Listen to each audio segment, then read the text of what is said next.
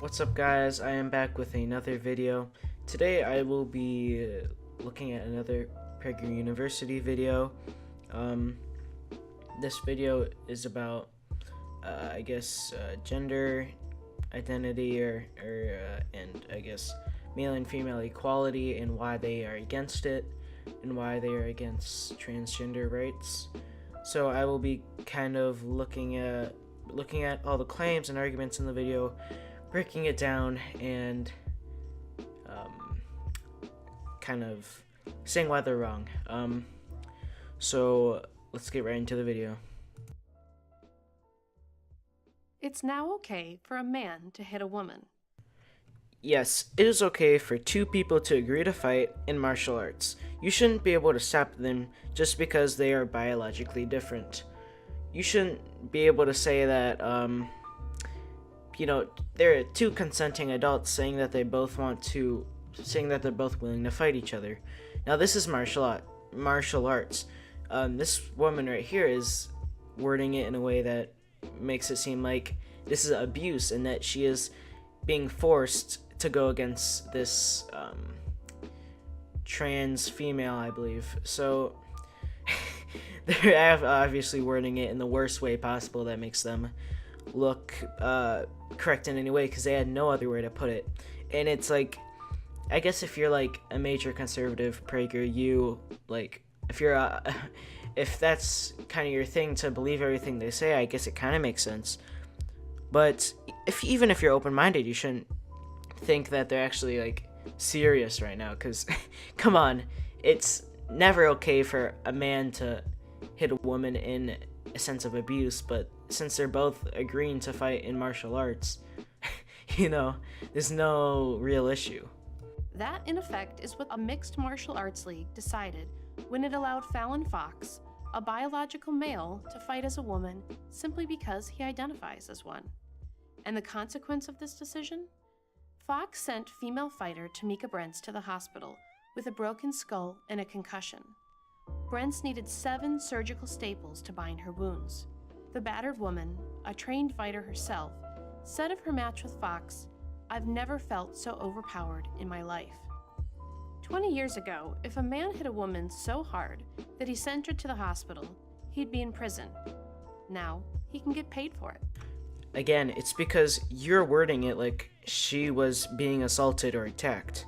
You can go to prison for assault to this day, in the law for assault at any time. You can, in any circumstance you're assaulting someone, you can go to prison. But it's just the law, and the law doesn't care what sex or gender you are. But since this is martial arts and they both consented to it, there's nothing wrong with what happened. It's just one was more stronger than the other, and in fact, she didn't have to fight him. She was not, she said, she's like, or not him, since I guess that's a girl, but she obviously didn't have to fight the person she was going against.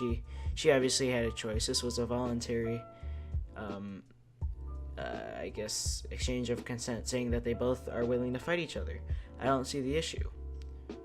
Today we are told that male and female are one and the same. This denial of male-female differences has led to the astonishing belief that men and women are not born male or female. They are whatever gender they say they are. Facebook went so far as to offer its users over 50 genders to choose from. Know what a demi-boy is?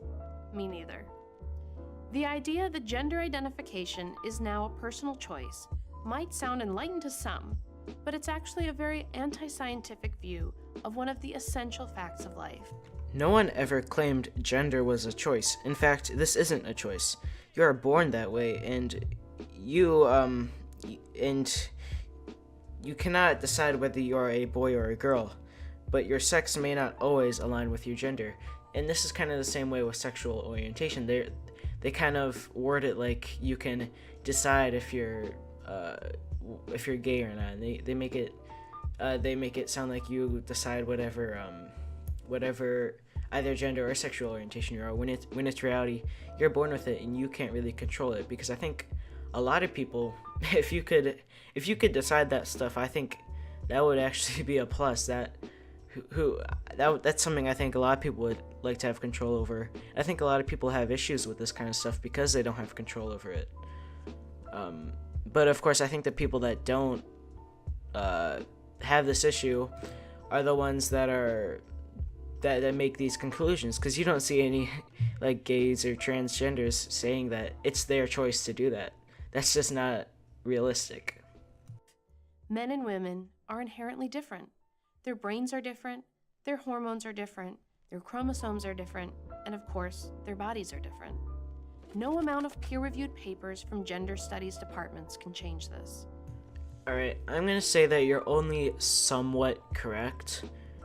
And I actually do have articles that back this up, and I will put them in the description. Hopefully I remember to do that. If I don't, tell me. But yeah, I'll put them in the description. But these articles claim you're only you're only somewhat correct. Male and female bodies are different, but gender is determined by amounts of white and gray matter in the brain. Non-cis individuals have more of whatever matter gender identity they are closest to. So if you're born physically a male, but then you're transgender and you identify as a female, you're gonna have more of let's say, I'm pretty sure females have more white matter in their brain. A male that is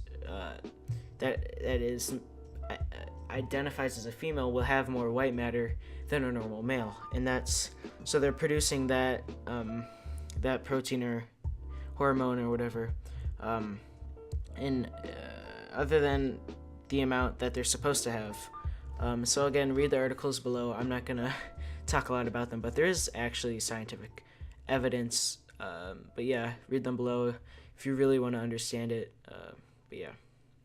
But that won't stop the progressive elites who run our universities, news media, many of our biggest companies, and even our high schools and elementary schools from trying. For their efforts, women will pay an especially high price. That's because the men and women are the same argument invariably leads women to be judged against a male standard. Or to put it another way, to be more of a woman has to be more like a man. She has to want to have casual sex like a man, to serve in combat like a man, to pursue a career with single-minded intensity like a man. Of course, there are exceptions, but the overwhelming majority of women aren't seeking casual sex, don't have the physical strength of men, and don't share the same work-life priorities as men. It's not that society is forcing you to do all of that, but you women are now given the opportunity to live in a way which you could not before. Many women were not allowed to work in similar careers as men, or fight in the military like men, or even live with those freedoms.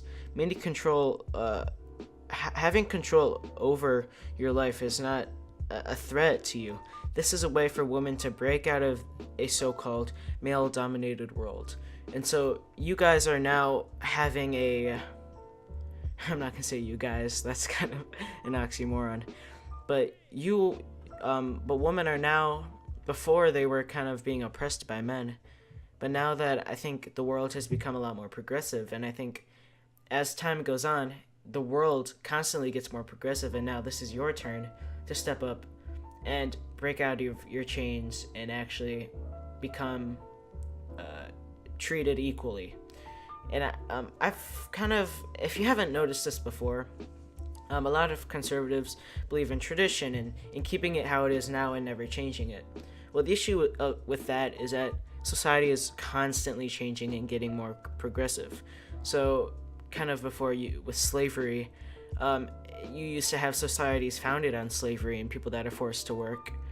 And then it goes on to slavery slowly gets less and less extreme, and then I think as time goes on, people are just given more rights. Like before, you used to have a lot of gays, women, and African Americans and transgenders.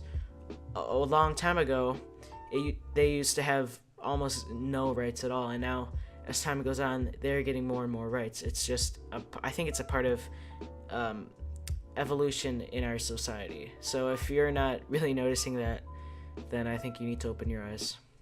Ironically, this quest for sameness is occurring at a time when science is telling us more emphatically than ever that we are different. So, what your grandmother took for granted, men and women are different, science now confirms. But there is no room for science in, say, stores like Target or Toys R Us, where toys are no longer divided into the boys section and the girls section.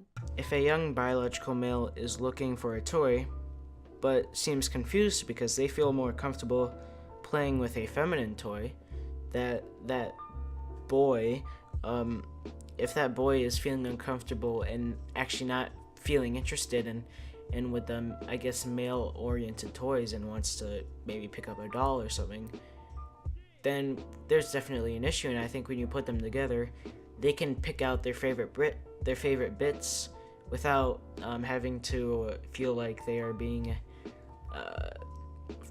forced in the certain forced to get these certain types of toys. So it's kind of like, instead of having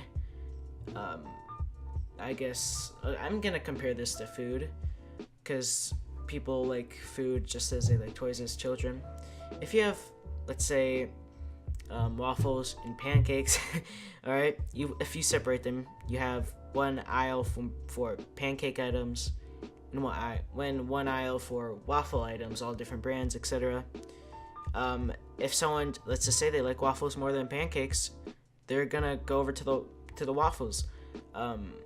And then I guess, it's their preference. But when you mix them together, they can pick out what they want, whatever item they prefer. And so then the parents from that can be like, all right, I guess that's one step further to seeing what our kid is comfortable with. Or in a North Carolina school district where students can no longer be called boys and girls, but only students. Or in college dorms where co-ed bathrooms and even co-ed bedrooms are increasingly common. For the tiny percentage of people who experience gender dysphoria, we should have nothing but compassion. We should do everything we can to help them and protect their dignity. But we don't need to overturn biologically defined sex differences to do so. So instead of treating transgenders like people, you don't even call them transgenders, you call them by their, I guess, mental illness name, which I actually don't believe it's a mental illness. But if you so not only are you now saying that they don't deserve equal rights, you're saying we should pity them and just take care of them and let them live a troubled life, because you're too selfish to I guess be more tolerant of other people. But that's what's happening. Using the wrong pronoun at the office might get you fired. In Canada, it might land you in court. In mixed martial arts, as we have seen, it can lead to getting your head bashed in. Apparently, this is a small price to pay in a world where we must all genuflect to political correctness. Even after being hospitalized, Tamika Brents knew she had to toe the PC line. When asked how she explained why she lost so badly to a man who said he was a woman, she said, "I can't answer whether it's because she was born a man or not, because I'm not a doctor." Vice magazine, writing about the incident, had no sympathy for Brents. Why should they? As they wrote, biological sex isn't black and white. But in virtually every instance, it is. The longer we allow the obvious to go unstated and undefended, the worse it will be, for boys and girls, and for men and women, but especially for women. I don't understand, why are you so scared of having the same opportunities as men in this world? The sexes are different. Rather than trying to quash this reality, which can only lead to more needless confusion and suffering, not less. Creating an environment when we can understand and I guess the least tolerate transgenders and allow them to live how they want is the least confusing thing we can do, and especially for them. We should step back and marvel at it and enjoy it. Male-female differences are among the most wonderful things in life. I'm Ashley McGuire for Prager University.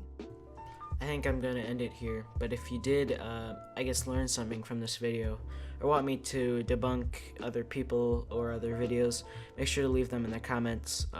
If you have any suggestions, do that as well. If you didn't like this video, feel free to, I guess, explain in the comments, or if you're really going out there and if you really want to, I guess, make me and other people understand your beliefs, make a response video, to this one or to other videos, and I will definitely look at that. But anyway, that's it for me, and I will be back probably next week. So see you until then.